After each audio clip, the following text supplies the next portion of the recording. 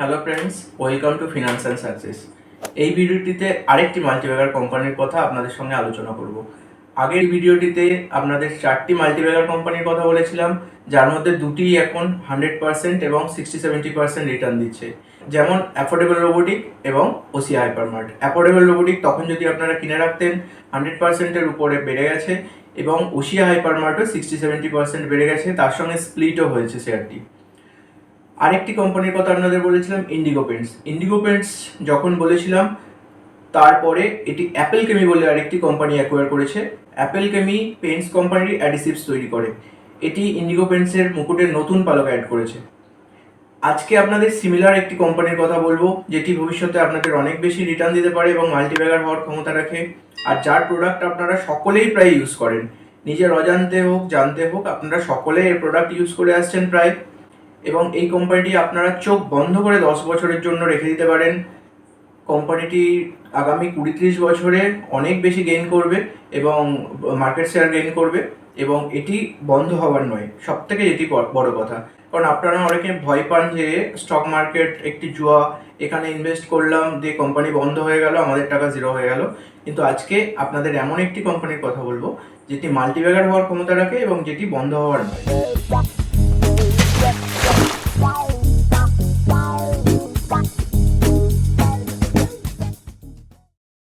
দেখুন, কোম্পানিটির market cap এখন 3700 কোটি টাকার আশেপাশে। এর কারেন্ট প্রাইস যাচ্ছে 280। পি যদি দেখেন অনেক হাই আছে কোম্পানির, কারণ রিসেন্টলি নেট প্রফিট কম আছে কিন্তু রেভিনিউ ধীরে ধীরে বাড়ছে।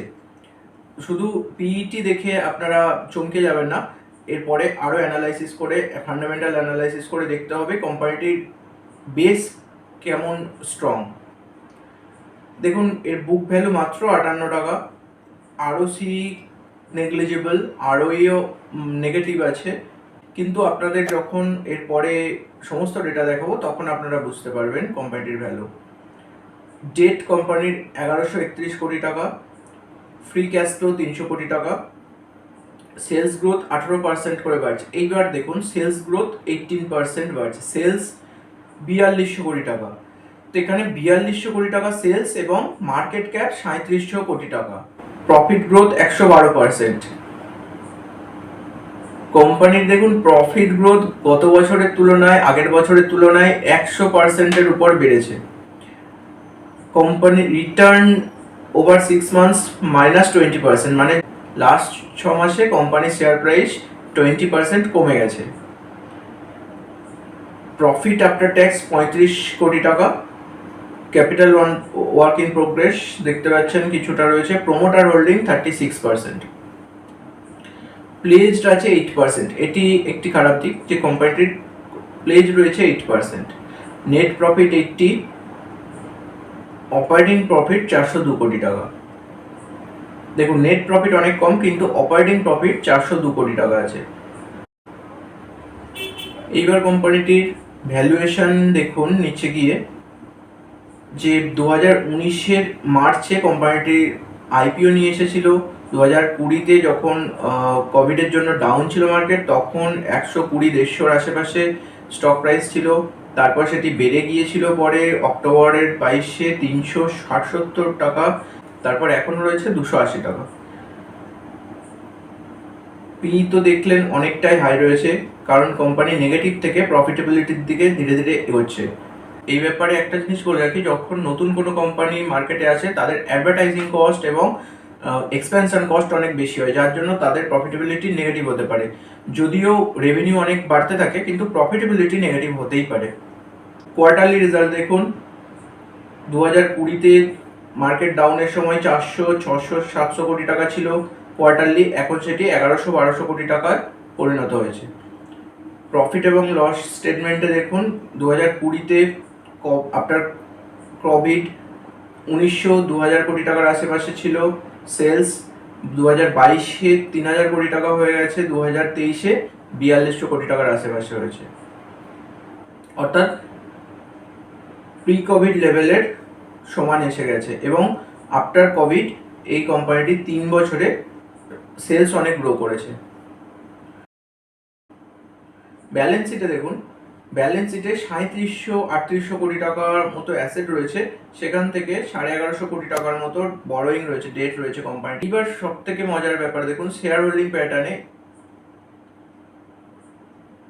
পাবলিক হোল্ডিং এর মধ্যে আপনারা দেখতে পাচ্ছেন আশিস ধাওয়ান রিসেন্টলি 5%-এর আশেপাশে অ্যাকোয়ার করেছে। আশিস ধাওয়ান ইনি একজন লার্জ ইনভেস্টরদের মধ্যে একজন ইন্ডিয়ার। এনার কাছে হোল্ডিং রয়েছে কোম্পানির 5% শেয়ারস। আবার নিচে দেখুন আশিস কাচলিয়া, এনার নামও আপনারা শুনে থাকবেন। আশিস কাচলিয়ার কাছে 1% শেয়ার হোল্ডিং রয়েছে।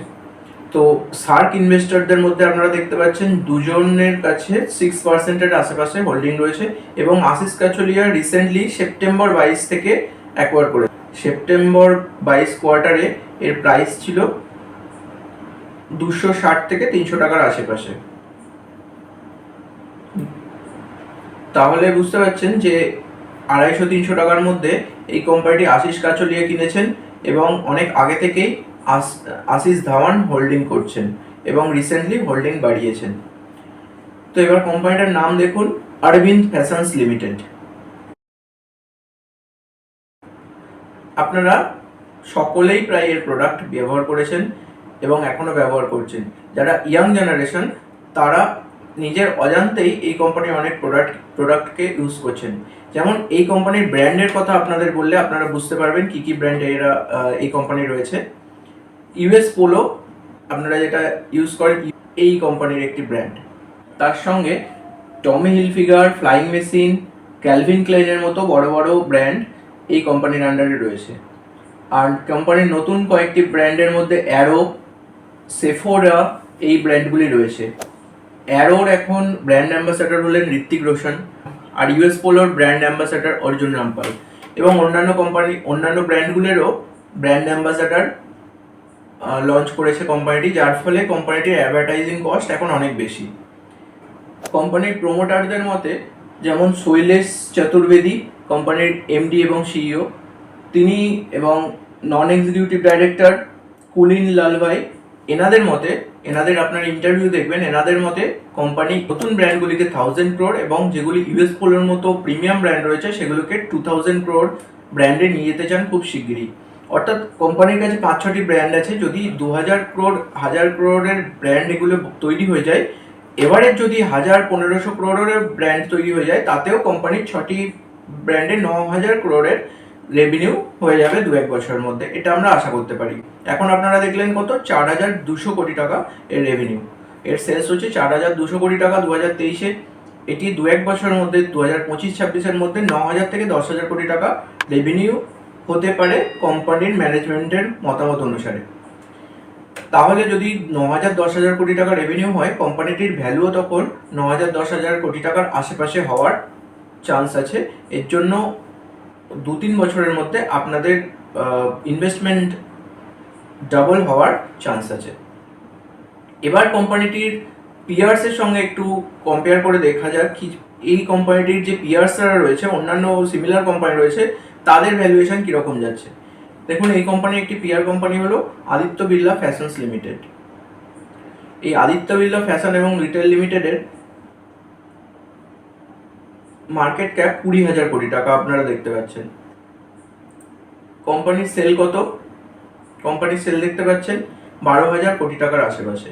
তাহলে সেলসের থেকে মার্কেট ক্যাপ অনেক বেশি, আর অরবিন্দ ফ্যাশনের কি সেলসের থেকে মার্কেট ক্যাপ এখন কম রয়েছে।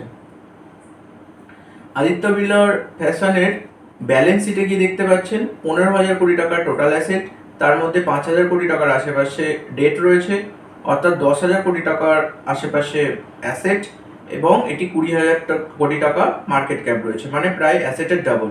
অরবিন্দ ফ্যাশনে আপনারা যদি দেখেন ব্যালেন্স শিটে 3800 কোটি টাকার টোটাল অ্যাসেট রয়েছে, সেখান থেকে 1100-1150 কোটি টাকার ডেট রয়েছে, এবং তার মানে নেট অ্যাসেট মোটামুটি 2,500 কোটি টাকার মতো। তার ডাবল হলে 5,000 কোটি টাকা হয়। কোম্পানিটি এখন মার্কেট ক্যাপ হলো 3700 কোটি টাকা। তার মানে পিয়ার্সের সঙ্গে কম্পেয়ার করে দেখতে গেলে কোম্পানিটি কিন্তু রিজনেবল প্রাইসে রয়েছে এখন।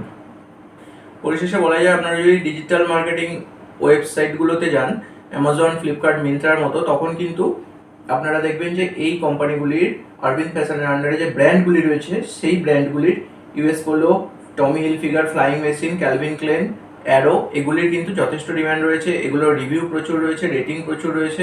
সেখান থেকে আপনারা বুঝতে পারবেন যে কোম্পানিটি ভবিষ্যতে গ্রো করার ক্ষমতা রাখে এবং এদের ম্যানেজমেন্টেরও একটা অনেস্ট দৃষ্টিভঙ্গি রয়েছে, অনেস্ট প্রচেষ্টা রয়েছে কোম্পানিটিকে গ্রো করার জন্য এবং কোম্পানিটি একটি ভালো পজিশনে রয়েছে নিজেকে তুলে ধরার জন্য। ইন্ডিয়ায় আপনারা জানেন যে বর্তমানে ব্র্যান্ডেড প্রচলন অনেক বেড়ে গেছে এবং ব্র্যান্ডেড জামা কাপড় সবাই ইউজ করতে চাইছে। এই পরিস্থিতিতে ভবিষ্যতে আগামী 5-10 বছরের মধ্যে অরবিন্দ ফ্যাশন একটি ভালো গ্রোয়িং কোম্পানি হিসেবে আপনারা সিলেক্ট করতে পারেন। ধন্যবাদ। পরের ভিডিওতে এরকমই আরেকটি কোম্পানি নিয়ে অ্যানালাইসিস করব। আশা করছি ভালো লেগেছে। ভালো লেগে থাকলে সাবস্ক্রাইব করে নেবেন এবং বেল আইকনে ক্লিক করে দেবেন। আরও কোনো কোম্পানি নিয়ে আলোচনা করার থাকলে আপনারা কমেন্টে রিকোয়েস্ট করতে পারেন। আমি চেষ্টা করব যতটা বেস্ট অ্যানালাইসিস করা যায় এবং আপনাদের সামনে তুলে ধরা যায়।